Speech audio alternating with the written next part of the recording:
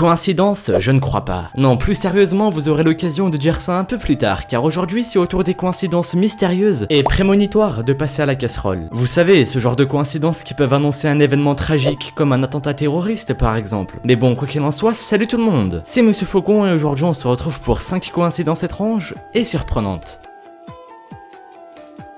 Numéro 5, quoi de mieux que de commencer par les célèbres attentats du 11 septembre 2001, sûrement un des événements ayant eu le plus polémiqué au monde. Alors si on farfouille de loin ou de près les faits de cet événement, on peut remarquer énormément de coïncidences. Premièrement, New York City comporte 11 lettres et il est le 11e état des États-Unis d'Amérique. 11 comme le jour où ont lieu les attentats. Bon, jusque là je vous l'accorde, c'est de la merde. Mais ce n'est pas fini. Un des avions ayant percuté les tours était le vol 11. Au total, il y avait 92 personnes dans l'avion. 9 plus 2, 11. Ensuite, le numéro des forces de l'ordre américaines est le 911. 9 plus 1 plus 1, 11. Le 11 septembre correspond au 254e jour de l'année. 2 plus 5 plus 4, 11. Et ce n'est toujours pas fini, hein. Faut savoir que les attentats du 11 septembre sont plus ou moins reliés à ceux de Madrid le 11 mars 2004. Le 11. Inutile de vous en dire plus, hein. Ah si, ces attentats de Madrid ont tué 191 personnes. 1 plus 9 plus 1, 11. Et le plus surprenant parmi toutes ces coïncidences, c'est que 911 jours séparent les attentats de Madrid à ceux de New York. 911. 11 septembre, quoi. Vous l'aurez compris, on retrouve le nombre 11 partout. Mais ne paniquez pas, ça ne prouve absolument rien. C'est juste étonnant qu'il y ait autant de coïncidences.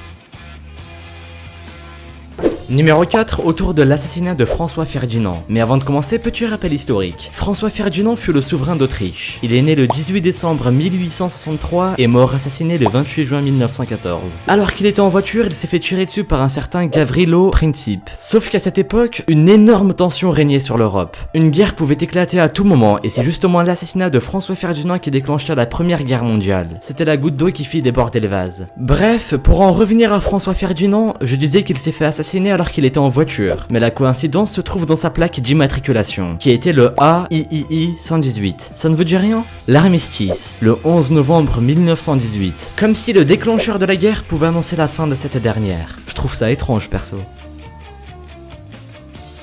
Numéro 3, je vous présente la romancière Anne Parrish. Un jour, alors qu'elle se promenait avec son amant dans les librairies de Paris, elle est tombée par hasard sur un livre qu'elle adorait lire durant son enfance. Son mari commença à feuilleter le bouquin et remarqua l'inscription Anne Parrish, suivie de l'adresse de la romancière. Vous l'aurez compris, c'était le livre de cette dernière, le même qu'elle aimait lire. Elle avait égaré le bouquin il y a des dizaines d'années et elle le retrouve là, dans une librairie de Paris. Numéro 2, on continue avec le roi Humbert Ier. Il était le roi d'Italie durant le 19e siècle. Un soir, il décida d'aller dîner dans un restaurant et c'est là qu'il fut sidéré par la ressemblance physique qu'il y avait entre lui et le patron du restaurant. Il décida d'aller lui parler, il était d'autant plus surpris par le fait qu'il y avait énormément de coïncidences entre eux. Ils sont tous les deux nés le 14 mars 1844 dans la même région. Ils se prénommaient tous les deux Humbert et ils se sont mariés le 22 avril 1868 avec une femme du nom de Marguerite. Ils avaient également chacun un fils du nom de Vittorio et quelques années plus tard, ils ont tous les deux eu une fin tragique le même jour. L'un a été tué dans un accident de chasse et l'autre a été assassiné.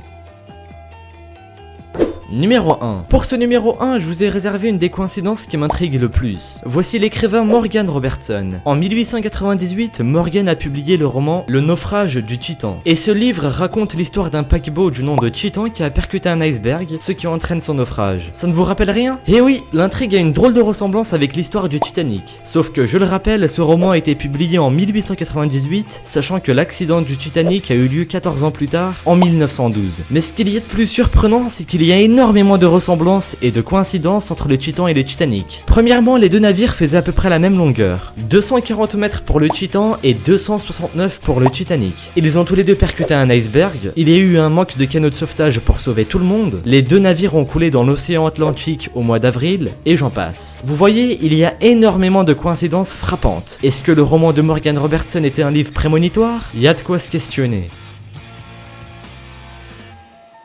Merci à vous d'avoir visionné cette vidéo. Alors, je préfère vous le rappeler, ces coïncidences sont à prendre avec des pincettes. Elles ne prouvent pas grand chose, surtout que des preuves, ça ne court pas les rues quoi. Mais bon, n'oubliez pas que vous pouvez toujours me suivre sur Twitter, le lien est dans la description. Vous pouvez également me proposer des sujets pour les prochaines vidéos, ça se passe dans les commentaires. Et si l'envie vous prend, vous pouvez aussi mettre un petit pouce bleu et de laisser un commentaire, ça me fera plaisir. Et moi je vous dis à la prochaine pour une nouvelle vidéo, salut à tous. Putain, j'ai postillonné sur mon micro.